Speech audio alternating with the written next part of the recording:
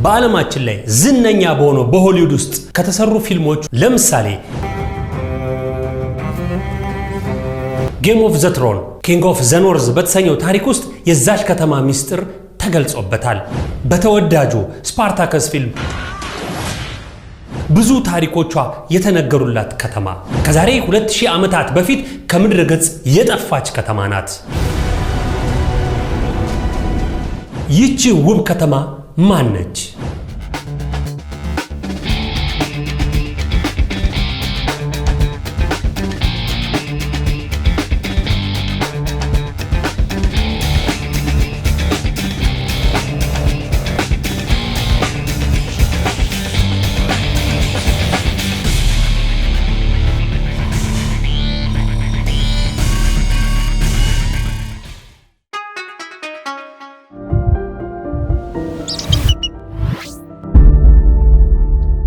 ሰላም ጤና ይስጥልን ውድ የአክሲማሮስ ቤተሰቦች እንዴት ናችሁ?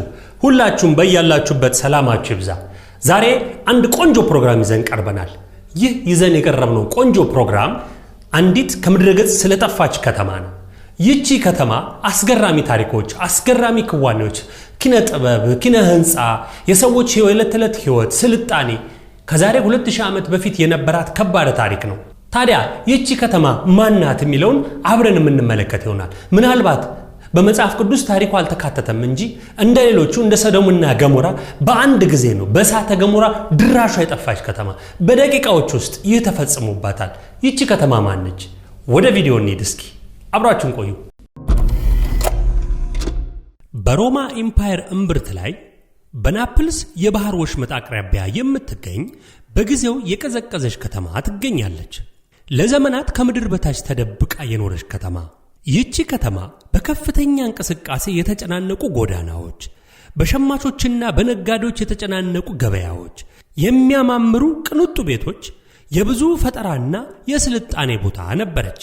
ነገር ግን ለማመን በሚከብድ ቅስፈት በድንገት ለዘመናት የምታስተጋባ ታሪክ ሆነች። ከዛሬ 2000 ዓመታት በፊት የጠፋችው የፓምፔ ከተማ በ18ኛው መቶ ክፍለ ዘመን እንደገና ተገኘች። የህዝቡን ህይወት የሚናገር በጊዜ የቀዘቀዘች ዛሬ ያቺ ውብ ከተማ ፓምፔ በድንገት ብትጠፋም ከፍርስራሿ በተገኘ ቅሪት የሰው ልጅ ስልጣኔ ደካማነትና የመቋቋም አቅምን ብዙ ይነግረናል። የቬሱየስ ተራራ ከመፈንዳቱ ከረጅም ጊዜ በፊት ፓምፔ የበለጸገች የሮማውያን ከተማ ነበረች። በ7ኛው መቶ ክፍለ ዘመን በሳምናውያን ተመሰረተች። በመጨረሻም በሮማውያን አገዛዝ ስር ወደቀች። ለምለም የሆነው ተፈጥሮዋ ለእርሻ፣ ለንግድና ለቱሪዝም ምቹ ነበር። በነበራት የንግድ ልውውጥና ሰፊ ግብይት በአንደኛው መቶ ክፍለ ዘመን ፓምፔ ሀብታምና በባህል፣ በኪነ ህንፃ፣ በዕደ ጥበብ የረቀቀች ከተማ ሆና ነበር። የተንቆጠቆጡ ቪላዎች፣ የቅንጦት መታጠቢያዎች፣ ታላላቅ አምፊ ቲያትሮችና ለሮማውያን አማልክት የተሰጡ ቤተ መቅደሶች ነበሯት። ነገር ግን ልክ እንደ ብዙዎቹ የሮማውያን ግዛት ከተሞች ፓምፔ የተገነባችው በአደገኛ የተፈጥሮ ጠርዝ ላይ ነው። ውበቷ በዙሪያዋ ካለው የእሳተ ገሞራ ገጽታ ጋር ተዳምሮ ልዩና ተለዋዋጭ ሁኔታን ፈጠረ። የከተማዋ አርኪቴክቸር ሀብቷን ያንጸባርቃል። ግድግዳዎቿ ያጌጡ ውብ ምስሎቿ፣ በእግሮቿ ስር ያሉ ድንቅ ምስሎች የግሪክና የሮማውያን ተጽዕኖ የተደባለቀባት ሲሆን ይህም ፓምፔን የባህል መስቀለኛ መንገድ አድርጓታል። የቬሱቪየስ ተራራ በከተማይቱ ላይ ሁልጊዜም አስፈሪ ሞገስ ነበረው። በጊዜው ብዙ ትውልድን ያንቀጠቅጣል፣ ግዙፍ ኃይሉን ያሳያል። ነገር ግን በውስጡ ያለውን ኃይል ማንም ሊገነዘበው አይችልም። የፓምፔ ነዋሪዎች ልክ እንደኛ ዛሬ እንደምንኖረው ኑሮ የዕለት ተዕለት ሕይወታቸውን በአካባቢያቸው ውበት መካከል ይኖሩት ነበር። ነገር ግን ተፈጥሮ ሊተነበይ በማይችል የውሸት ደህንነት ተሞልቷ ነበር። ግን በድንገት በታሪክ እጅግ አስከፊ ፍንዳታዎች አንዱን ለማድረስ የተዘጋጀው ጥንታዩ የቬሱየስ ተራራ በእሳተ ገሞራ አካባቢውን ወደ ፍርስራሽነት ቀየረው።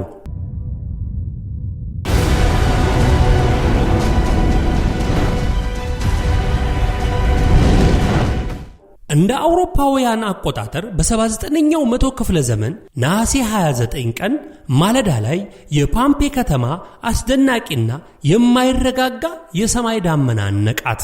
አየሩም በአመድ ተሸፈነ። ከእግራቸው በታች ያለችው መሬት ተንቀጠቀጠች። ለዕለት ተዕለት ሕይወታቸው ብቻ እንደ ዳራ ተደርጎ የሚታየው ታላቁ ተራራ በኃይል መፈንዳት የጀመረ ሲሆን በሺዎች የሚቆጠሩ ርቀቶችን አመድና የፖም ድንጋይ ወደ አየሩ ላከ። በሰዓታት ውስጥ የፓምፔ ከተማ ከአጎራባቿ ከተማ ከሄርኩላኒየም ጋር በእሳተ ገሞራ አመድ ሆነች። ከተማዋ በፑሚስና ፕሮክላስቲክ በተሞላ ጥቅጥቅ ባለ የእሳት ልብስ ተቀበረች። የቬሱቪየስ ተራራ ድንገተኛ ፍንዳታ ኃይለኛና ፍጹም አሰቃቂ ነበር። የመጀመሪያዎቹ የአመድ ማዕበሎች በፍጥነት ወድቀዋል። ፀሐይን በመሸፈን ሰማዩን አጨልመዋል። ነዋሪዎቿ ለማምለጥ ሲሯሯጡ በፓምፔ ጎዳናዎች ላይ ድንጋጤ እጅጉን ተስፋፋ። ብዙዎች በባህር ወሽመጥ ላይ መሸሸጊያ ለማግኘት ተስፋ በማድረግ ወደ ባህር ዳርቻ ሸሹ። ግን አብዛኛዎቹ ማምለጫ አልነበራቸውም። በሚቀጥሉት 24 ሰዓታት ውስጥ ከቬሱቪየስ የቀለጠው ድንጋይ አመድና ጭስ መልቀቁን ቀጥሏል። ከተማዋን ከ13 እስከ 20 ጫማ ከፍታ ባላቸው የእሳተ ገሞራ ውስጥ ቀብሯታል። ሕንፃዎች ፈርሰዋል። ጎዳናዎች በፍርስራሾች ተሞልተዋል። እንዲሁም በአንድ ወቅት የደመቀች የነበረችው ከተማ በቅስፈት ጸጥ ብላለች። የፓምፔ ከተማ ጠፋች። የፓምፔ ሰዎች በመጨረሻው ጊዜያቸው የሕይወታቸውን አሻራ ትተው ሄዱ። ግና በእሳተ ገሞራ አመድ ውስጥ የተቀመጡ የሰው አካል ምልክቶች ከጊዜ በኋላ ተገኘ። እያንዳንዱም ግኝት የአደጋውን አሳዛኝ ሁኔታ የሚያስታውስ ነው። ከፊሎቹ በቤታቸው፣ ሌሎቹ በሕዝብ ቦታዎች፣ አንዳንዶች በተስፋ መቁረጥ ለማምለጥ ሲሞክሩ፣ አንዳንዶች በቀላሉ ባሉበት ቆመው ወድቀዋል። እነዚህን የሚገልጹ ነገሮችም ብዙ ተገኝተዋል። እነዚህ አካላት የሚናገሩት ስለ ሞት ብቻ ሳይሆን ስለ ሕይወት ነው። በመጨረሻው ጊዜያቸው ውስጥ ለዘላለም የቀዘቀዙ ጊዜያትን ለፓምፔ ጥለውላት አልፈዋል። ወደ 18ኛው ክፍለ ዘመን በፍጥነት ወደፊት ስንጓዝ በአንድ ወቅት የሮማውያን ከተማ የሆነችው ፓምፔ ለ1700 ዓመታት ያህል ከታሪክ ጠፋች። የከተማዋ ፍርስራሽ በእሳተ ገሞራ ፍርስራሽ ስር ተደብቆ ያልተነካና የተረሳ በተፈጥሮ የተቀበረ ሚስጥር ሆኖ ቆየ። ከዚያም በ1748 በአጋጣሚ የተገኘ ግኝት ሁሉንም ነገር በድንገት ለወጠው። በቦታው አቅራቢያ ቤተ መንግሥት በሚገነባበት ጊዜ ሰራተኞች በጥንታዊ የሮማውያን ቅሪቶች ላይ ተሰናክለው የተቀበረችውን ከተማ እንደገና ወደ ብርሃን አመጧት።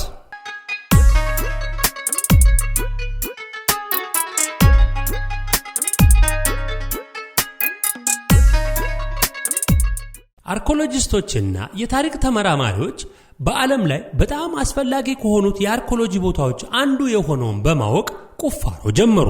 ያጋለጡት ነገር ታዲያ ለየት ያለ ነገር አልነበረም። ቁፋሮ በ79ኛው መቶ ክፍለ ዘመን በዚያ የቁርጥ ቀን በቅስፈት የቀዘቀዘችውን ከተማ እንደነበረች አሳይቷል። በግኝቱም የፓምፔ ጎዳናዎች ቅስት፣ ዕደ ጥበብ፣ ኪነ ሕንፃዎች በሮማውያን ሕይወት ውስጥ ሌላ ድህረ ገጽ ሊያቀርበው የማይችለውን የጥበብ ሥራ መሳሪያዎቹንና የሕዝቡ መኖሪያ ቤቶች ሁሉ ተጠብቀው ነበር የተገኙት። ከተማዋ የፍርስራሾች ስብስብ ብቻ ሳትሆን ከፍተኛ ደረጃ ላይ የደረሰች የስልጣኔ ቅስፈት ነበረች። ተመልካቾቻችን ባያችሁት ነገር እንደተገረማችሁ እንደተደሰታችሁ እናውቃለን።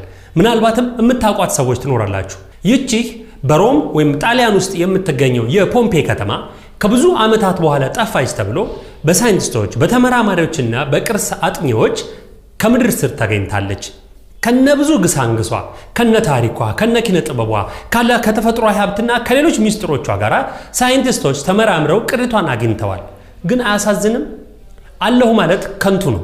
ድንገት በደቂቃዎች ውስጥ በሰዓታት ውስጥ ያችን የመሰለ ስልጣኔ ያላት ከተማ ያ ሁሉ ሕዝብ በአንድ ጊዜ ከሰዋዊ ፍጥሩነት ወደ ድንጋይ ግዑዝነት ተቀይሯል። በከተማዋ የነበሩ ከፍተኛ አስነዋሪ ታሪኮች፣ ሌሎችም አብረው የተከናወኑ ደሳስ የሚሉ ቁም ነገር አዘልም ነገሮች ብዙ ነበሯት። እስኪ አሁንም ወደ ቪዲዮ እንሄድና በእኛ ሀገር ከምድር በታች ያሉ ከተሞች እንዳሉ ታውቃላችሁ? የትና እነማን ናቸው?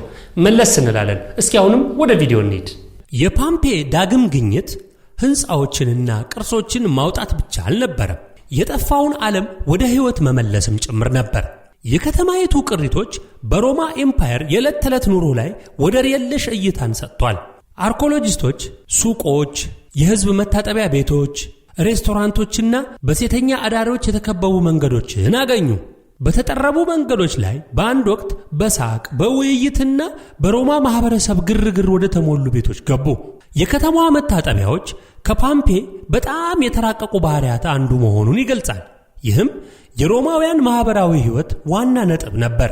በሞቃታማና በቀዝቃዛ ገንዳዎች የተሟሉ እነዚህ ግዙፍ ግንባታዎች ለመታጠብ ብቻ ሳይሆን የውይይትና የመዝናኛ ማዕከልም ጭምር ነበሩ። ይህ በእንዲህ እንዳለ የከተማዋ ልብ የፓምፔ የፖለቲካና የሃይማኖት ምት የሚመታበት ጊዜም ነበር። የጁፒተርና የአፖሎ ቤተ መቅደሶች ከተጨናነቀ የገበያ ቦታዎች ጋር በኩራት ተቀምጠዋል። ፓምፔ የሰዎች የባህልና የሐሳብ መቀመሚያ ነበረች። ነዋሪዎቿ ነጋዴዎች፣ ተጓዦች፣ ፖለቲከኞችና አርቲስቶች እንዲሁም መደበኛ ቤተሰቦች ነበሩ። ነገር ግን በሀብትና በቅንጦት መካከል ከተማዋ ደካማ ህልውናዋን ያለማቋረጥ ታስታውሳለች። የመሬት መንቀጥቀጥ፣ የእሳተ ገሞራ እንቅስቃሴና የማያቋርጥ የፍንዳታ ስጋት በፓምፔ የህይወት አካል ነበሩ። ነገር ግን ከተማይቱ እስከዚያ አስጨናቂ ቀን ድረስ እጅጉን የበለጸገችበት ወቅት ነበር። ዛሬ ፓምፔ ያለፈውን ዘመን ምስክርነት ብቻ ሳይሆን የህይወት ደካማነት ተምሳሌት ሆና ቆማለች። ፍርስራሾቿ በአንድ ወቅት ይኖሩ ስለነበሩ ሰዎች ታሪክ ይነግረናል። ደስታቸውን፣ ተጋድሏቸውን፣ ምኞታቸውንና ድንገተኛ አሳዛኝ መጨረሻቸውንም ጭምር ይገልጽልናል። የከተማዋ ግኝት ስለ ሮማ ግዛትና ስለ ነዋሪዎቿ ህይወት ያለንን ግንዛቤ ቀይሮታል። ታሪክ በእውነት አልጠፋም የሚል ማስታወሻ ነው። ከመሬት በታች ለመጋለጥ ዝግጁ ሆና እየጠበቀች ነው። በፓምፔ ፍርስራሽ ውስጥ የራሳችንን የሰው ልጆችን እንመለከታለን።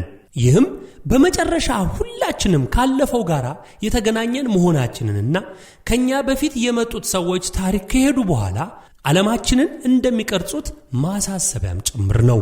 እናም የፓምፔ ከተማ ታሪክ አሁንም በእኛ ትውስታ ውስጥ ይኖራል። የቬሱቪየስ ፍንዳታ ከተማዋን ወስዶ ሊሆን ይችላል።